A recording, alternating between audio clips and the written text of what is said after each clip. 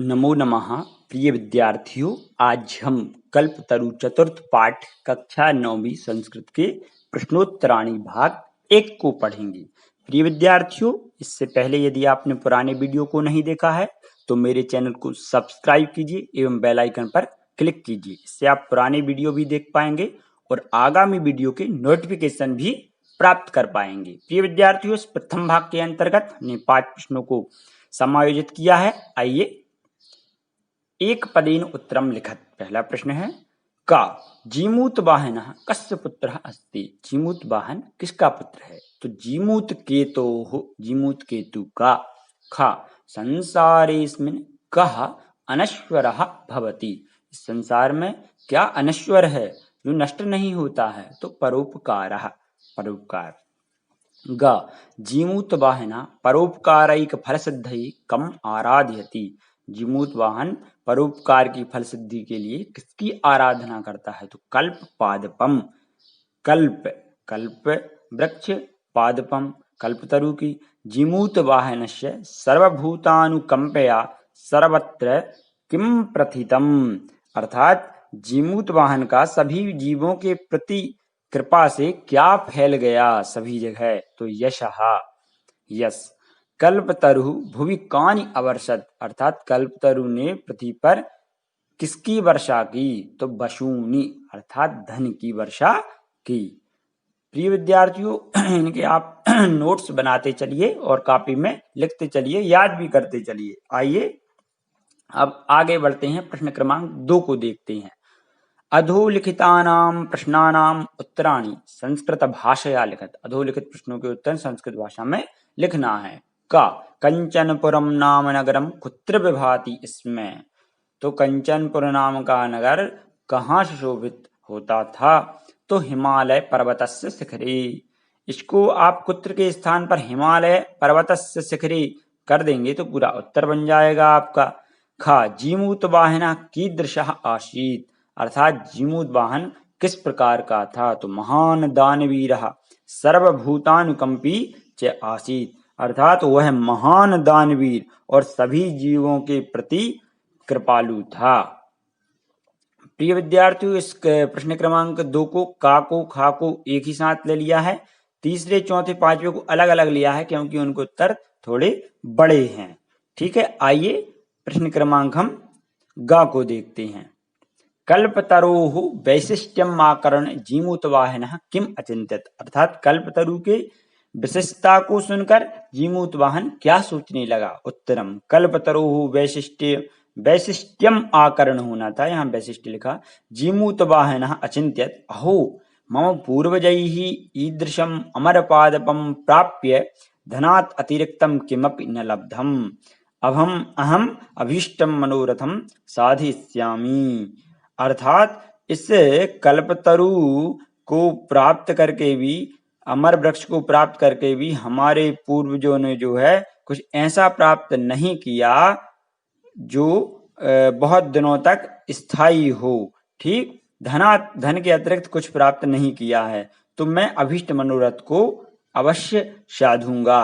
अर्थात मैं कुछ ऐसा करूंगा जिससे कि मैं अमर हो जाऊंगा, मेरा यश अमर हो जाएगा। आइए घा हितैषिणः मंत्रिणः जीमूत वाहनम किम उक्तवन्तः।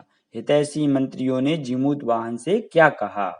योयम सर्वकामदः कल्पतरु। अर्थात जो यह सभी मनोकामनाओं को पूरा करने वाला कल्प वृक्ष है, तब उद्याने तिष्ठति, तुम्हारे उद्यान में स्थित है। सा तब सदा पूज्या, वह तुम्हारे द्वारा सदा पूजनीय है। अस्मिन् अनुकूले सति, इसके अनुकूल रहने पर शक्रोपि अस्मान् बाधितुम न शक्नुयात्। अर्थात भगवान इंद्र भी हमारा कुछ नहीं बिगाड़ सकते हैं। आइए गा जीमूत वाहन कल्पतरुम उपगम्य किम उवाच। अर्थात जीमूत वाहन कल्पतरु के पास जाकर क्या बोला, क्या कहा उसने? देव त्वया अस्मत् पूर्वेषाम अभीष्टाः कामाः पूरिताः। अर्थात हे देव, हे प्रभु, आपके द्वारा हमारे पूर्वजों के सभी अभीष्ट इच्छित काम पूर्ण किए गए हैं। अर्थात जो उनने मनोकामना की वह पूर्ण किया आपने। तन ममैकम काम है पूरे, तो मेरी भी एक मनोकामना पूरी कर दीजिए। यथा पृथ्वीम दरिद्राम पश्यामी तथा करोतु देविति, अर्थात इस समस्त पृथ्वी को मैं दरिद्रता से, दीनता से, गरीबी से रहित देखना चाहता हूँ, ऐसा आप करिए। आइए आगे बढ़ते हैं।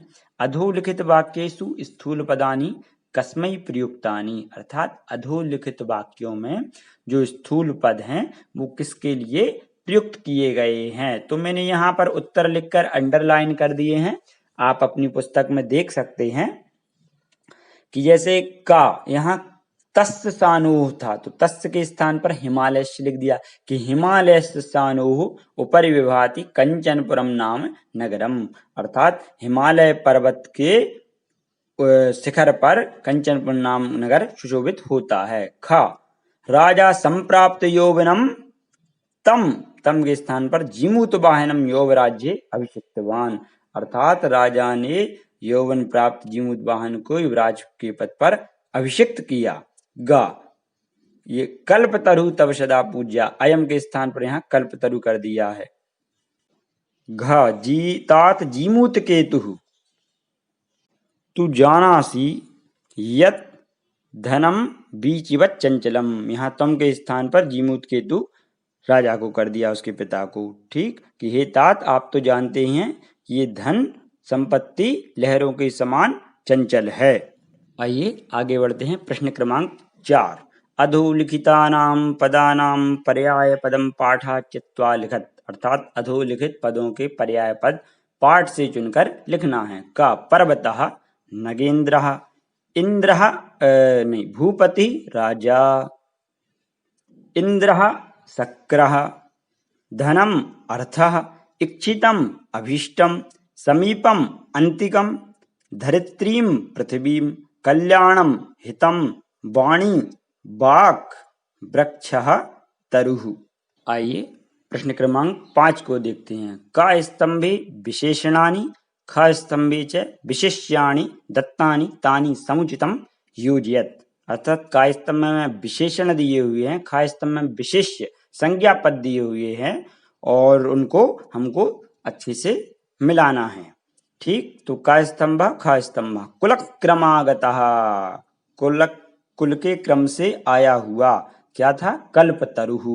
दानवीरः जीमूत वाहनः, हितैषिभिः मंत्रिभिः, बीचिवत् चंचलम धनम, अनश्वरः परोपकारः, अनश्वर क्या है, परोपकार है। बीचिवत् चंचलम क्या है, धन है। हितैषी भी, मंत्री भी, हित चाहने वाले मंत्रियों के द्वारा। ठीक है प्रिय विद्यार्थियों, इस तरह से ये श्रृंखला प्रथम भाग यहीं समाप्त होता है।